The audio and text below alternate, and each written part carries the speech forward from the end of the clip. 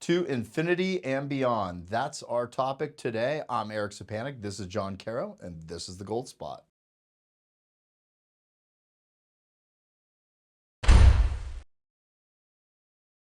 Well, John, we are now almost just so close to 35 trillion in debt. I mean, round of applause to that one.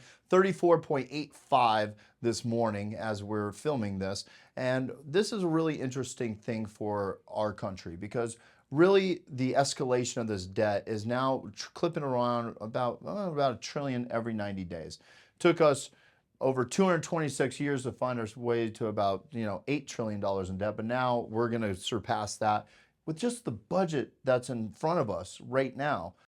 I believe Biden, he was talking, what was the numbers he was talking about here? 7.3, but what's for a few billion dollars. Right, for the yearly budget. Right. And so right now I think we're right around 5.5 for our budget of 2024. Which is around the same amount of money that we were spending when we were bailing everyone out and paying for everyone's businesses during the COVID pandemic. I'm confused. Explain to me how this works. How the budget works? How the rise in price of the budget works. Nobody knows.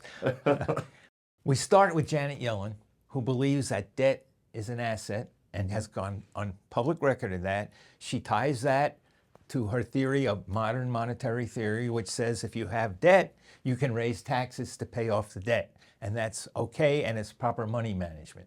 There's no brakes on this bus. They just keep spending and spending, and there's no penalty for overspending. They just keep passing it on to the next generation. I don't see where it's going to end. I don't see how they're going to get control of it. We're heading for a big crash.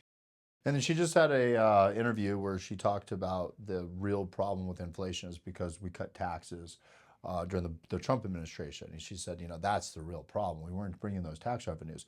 But it doesn't make any sense because the type of debt that we're escalating, I mean, first of all, we're going to throw some numbers at you right now. If you look at the actual U.S. population right now, we're about 336 million and change. If you look at the U.S. taxpayers right now, you're about 129 million and change.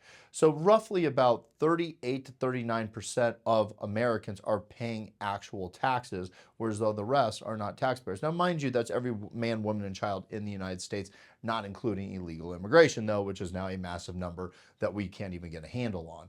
If you look at that number, you also need to take into accountability that 23 million of those taxpayers are government employees.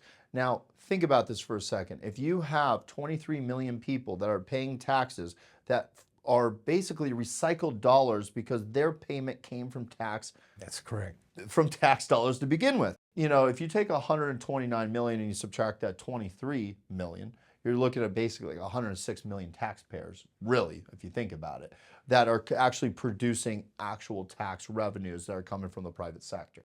Those numbers are something to really think about because how is that amount of the percentage of the population supposed to support a debt that is absolutely taken off like a rocket ship? I mean, we're going to be at 35 trillion this year. So here comes the election, right? And what are we going to be talking about? Is this what we're going to be talking about, John? No, we're going to be talking about, and remember, we're doing this on Wednesday. Everybody's waiting for the Supreme Court decision on Trump's immunity claim. Whether it comes today, tomorrow, Friday, doesn't matter. That's going to be the focus of the Democrats because they want to deflect attention from these numbers you're talking about. They don't want to talk about immigration. They don't want to talk about inflation. They don't want to talk about government spending. They want to talk about a distraction that doesn't affect the flow of debt, which is unending. It's not going to stop. And one thing we're concerned about is how to work our way out of it, and nobody's got an answer. And I think that when we've talked about modern monetary theory quite frequently and for many years now. And it used to be something that when we would talk about it, it sounded kind of like a conspiracy, if you would. Now, if you read our report, you'll see that just look at the way that the government and our country is actually spending money and what they're doing and their proposals. It comes right from the playbook. Well, they're actually doing it. They're not talking about it. They're ramping up debt and using that as an excuse for unending spending, and they're going after everybody's assets. They're going to really tax everybody. They're not just going to tax the rich. They're going to tax everybody. They keep lowering that definition. And the result is going to be even more financial chaos. You brought up a good point too. I mean, think about this. We are living in a society right now that they're talking about actually taxing unrealized gains. Yeah.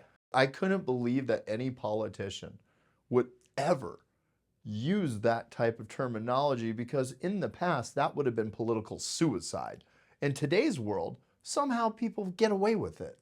I don't get it at all. I'm lost in this particular playbook when it comes to the way that they're trying to promote these types of policies. I don't know how anyone thinks this is a good idea. They've become trapped in their own rhetoric, and the smart cookies, the guys who think about these things, are going to work in some kind of credit for unrealized losses.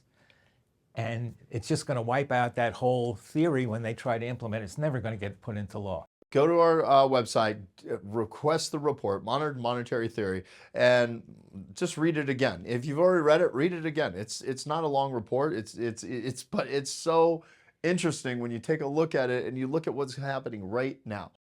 So that's going to wrap it up for today. We hope you have a fantastic weekend, and we look forward to seeing you next week on The Gold Spot. If you enjoyed today's Gold Spot, like or subscribe to both our YouTube or our Rumble channels. Also, comment below if you have any questions or if you want to hear us talk about something specific in a future video.